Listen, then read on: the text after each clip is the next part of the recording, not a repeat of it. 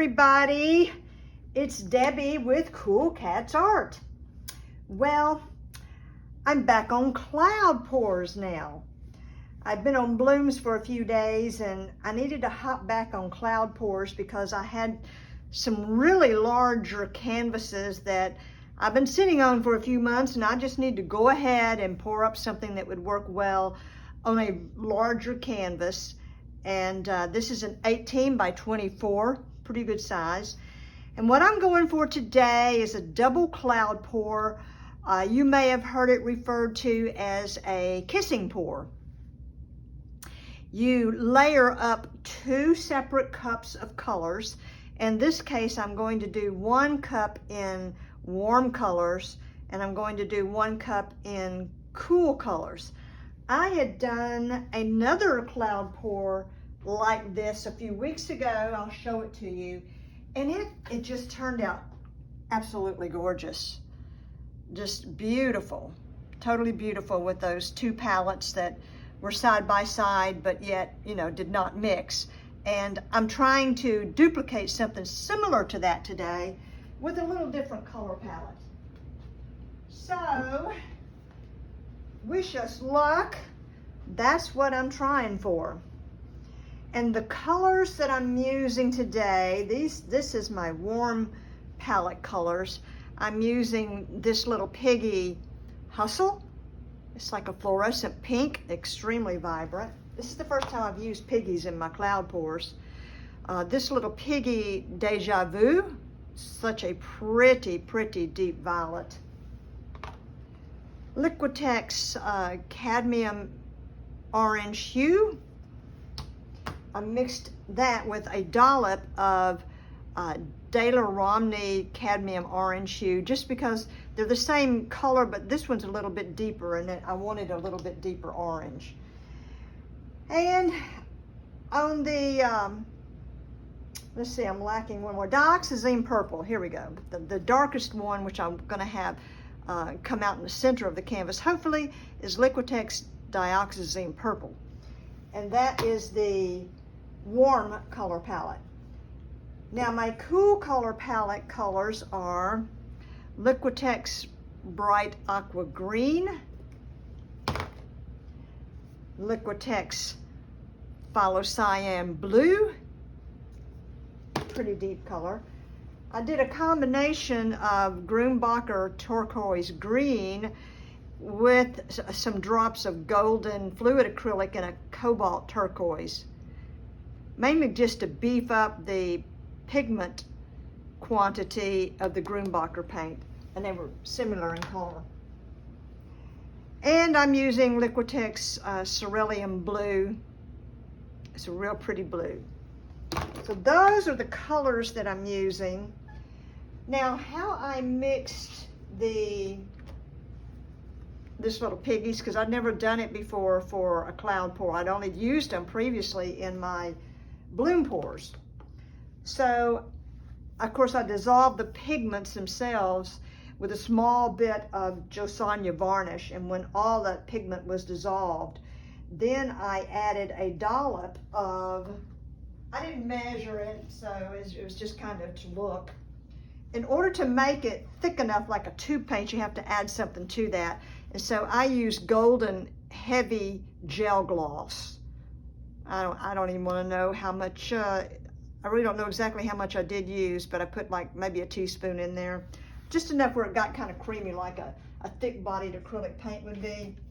And then I just filled the rest of it out with Floetrol to consistency.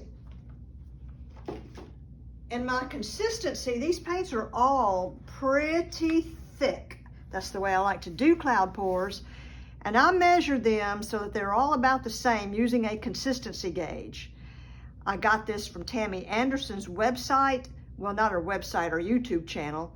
And I'm putting a link to that in the description box so you can download this for yourself. But what you do is you put a dollop of paint in each one of these circles. Then you stand the page upright for 5 seconds. And where it stops will correspond to a number off the side here. And for all of my paints, I wanted them to be around the 3 mark and not more than 4. That's the number on the scale that I like to use for my cloud pours, and then I will adjust accordingly until they all get to that consistency. My white mix is Deco Art Satin Enamel, 1 part, 1 part Artist Loft Soft Bodied White, a dash of GAC 800, a dash of Liquitex Pouring Medium, and water to consistency with the rest of the paints. So that takes care of the paint information. Now I've got to layer my cups. I had one out here, I got to go over and get the other one.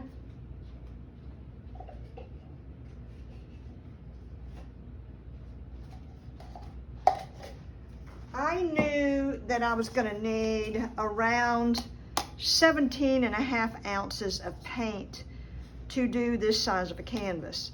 And I knew that because I went to an online paint calculator. I'm going to leave the link to it in the description box for you as well. And in there you put what the thickness of your paint is, what the size of the canvas is, then the depth of the sides, and it will spit out the number of ounces that you need.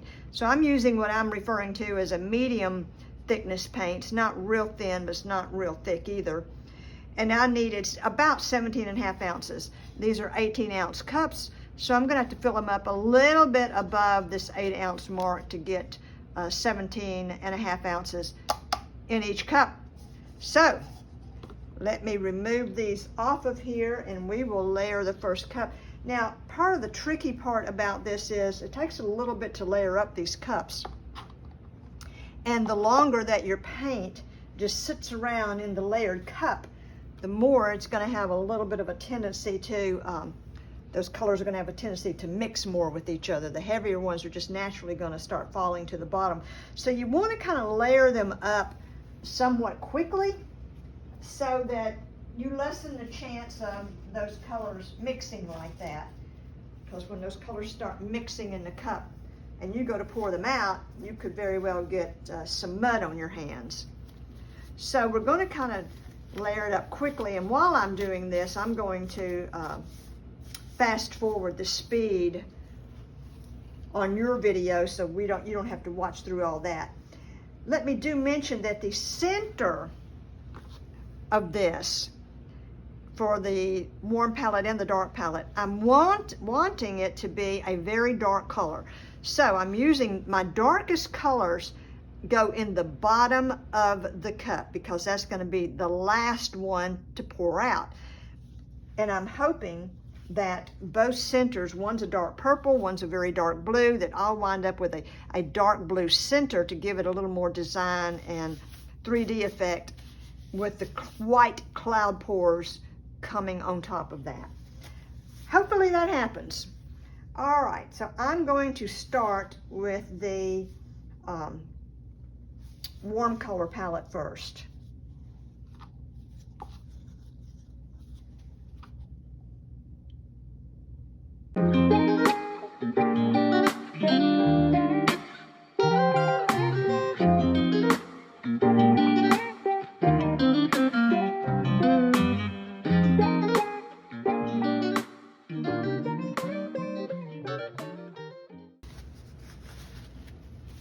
Okay, there we have it. Here's the cool color palette.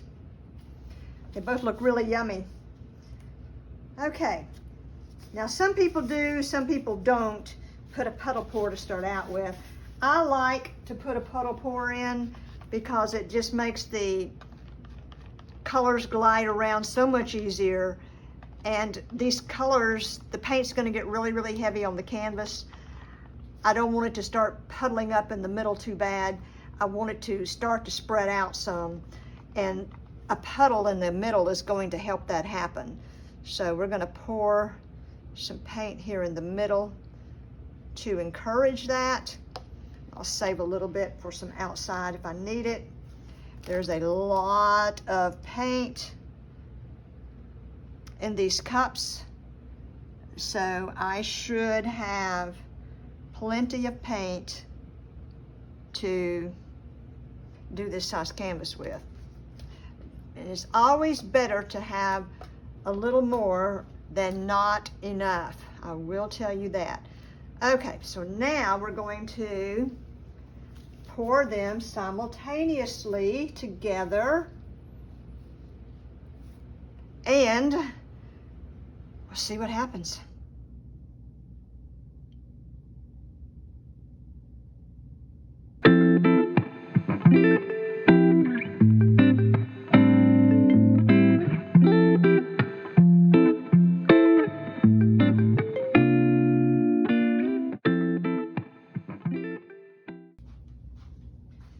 Okay, I've got them poured out.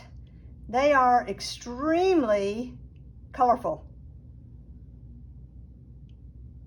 Quite interesting. I'm gonna pop some bubbles because I see some of them popping on their own anyway.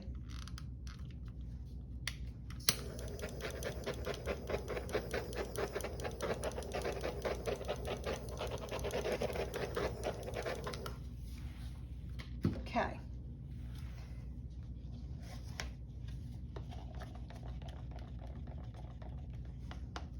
I'm gonna go ahead and spread a little more of my white around the edges.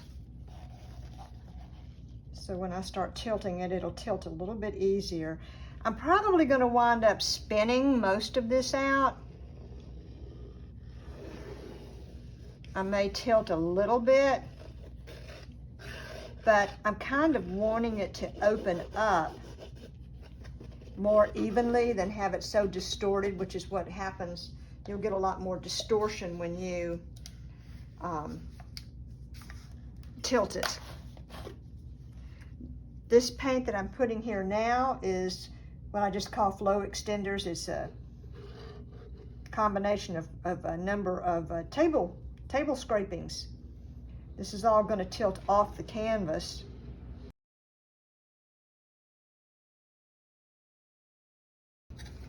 I'm going to wreck this. I wrecked the last one. I like what happens when you wreck them. It gives them a lot more interesting design.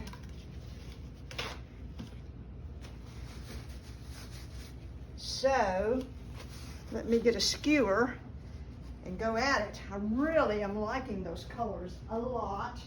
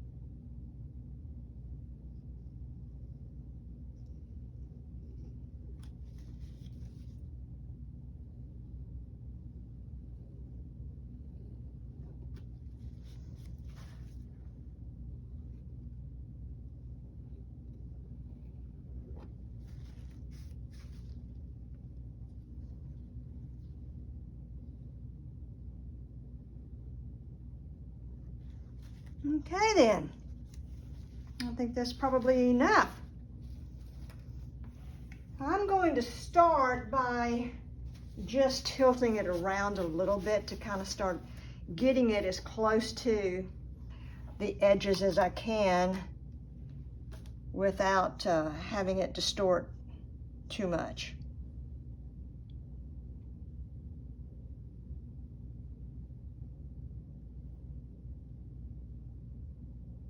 I'm really liking the center of this, what happened. And looks like I'm going to have quite a bit of dark there in the center. More of the purple came through than the blue, and that's good, that's fine.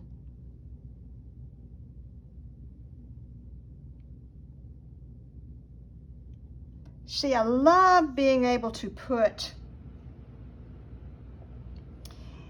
the reds and the greens together and not have them mix and turn into mud. And you can accomplish that when you put them in separate cups like this. Whereas it's always a little bit of a gamble if you put those colors in the same cup together.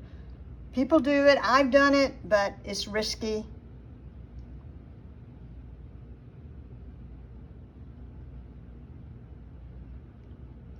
It's got a definite center, and I want to try to maintain that definite center.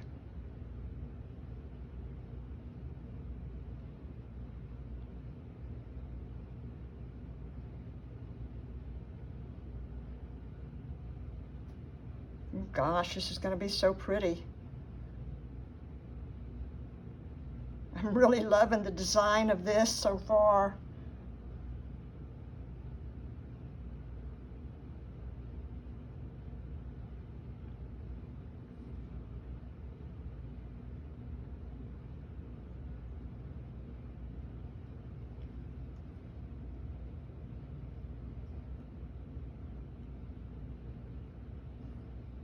I think I'm going to spin it, but I want to get the center back in the center. My warm palette is wanting to flow a little bit better than my cool palette for whatever reason, I don't know.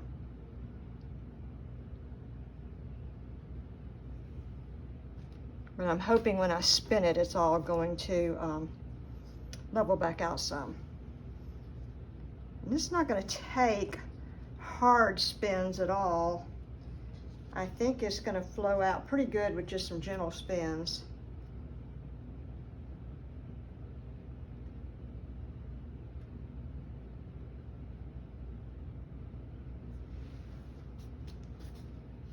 You see, this red is really coming off of here. I'm having a little more trouble with this blue side, so I'm going to tilt him. Do a little tilting on him. Get him going a little bit in a better direction here. This is looking phenomenal though. I think I may have poured up a somewhat other whimsical cloud pour. My big one's kind of whimsical. And I made a small one the other day that was really whimsical. These cloud pours are fast becoming my favorite technique, I have to tell you.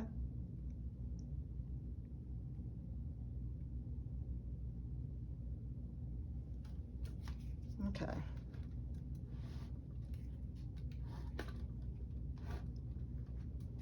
I think maybe I'll spin it just a little bit more. I've still got to get the corners.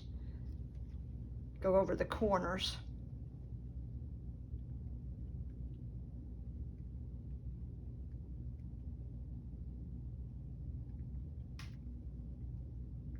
Well, that blue is coming along now. Yes, yes, yes, yes, yes. Okay. Now I just about got the blue off, and now I got to come down here. And one more, maybe spin down back this way to finish that blue up.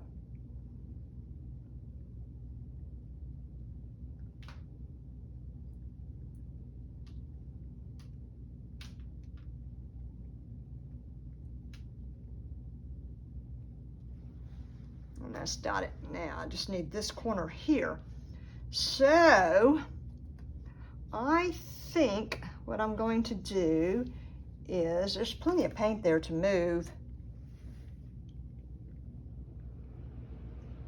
I'll try a little more tilt this way.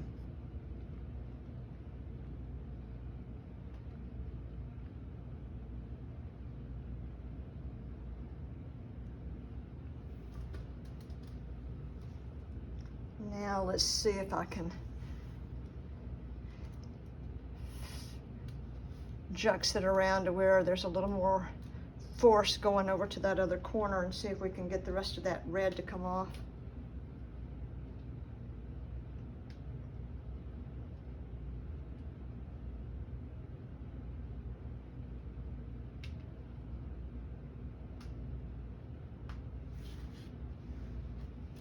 It's coming.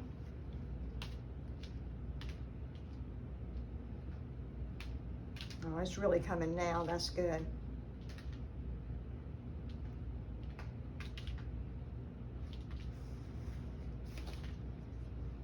Just a little bit more and we'll be there.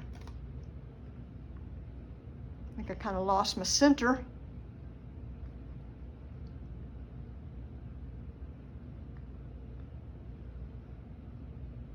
It's still in the center, it's just up in the corner. All right, let's get a little bit more this way.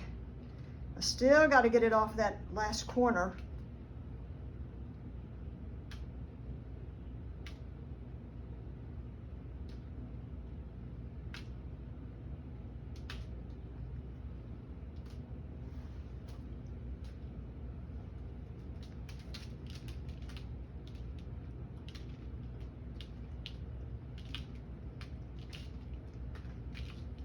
Oh, it's so close. It is nearly there.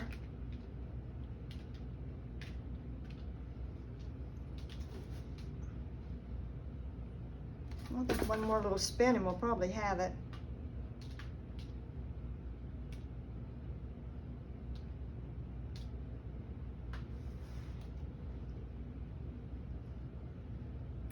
It's so close. I'm going to take my palette knife and drop a little bit of orange paint in this corner.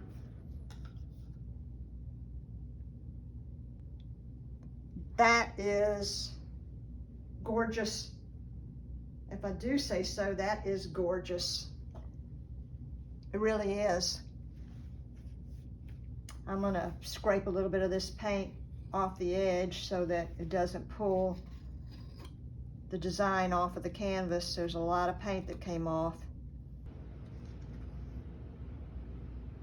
Hopefully you've got a good view of that. Now I'm going to take these very painted up gloves off and bring the camera down so you can get a little bit closer look at this gorgeous painting. Take a look at all of those luscious clouds. I can't even lean over far enough to get it.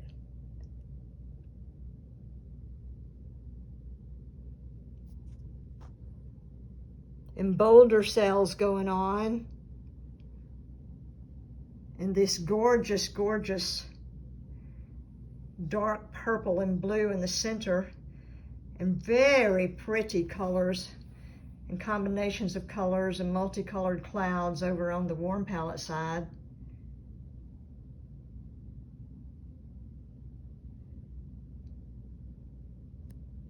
My tripod's casting a shadow on part of this.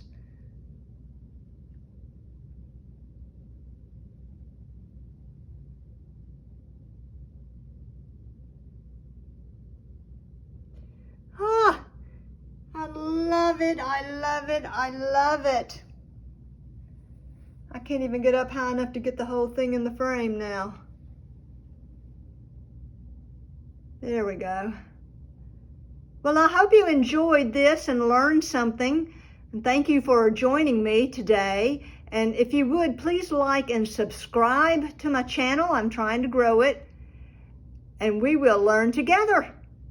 Okay, see you next time. Bye-bye.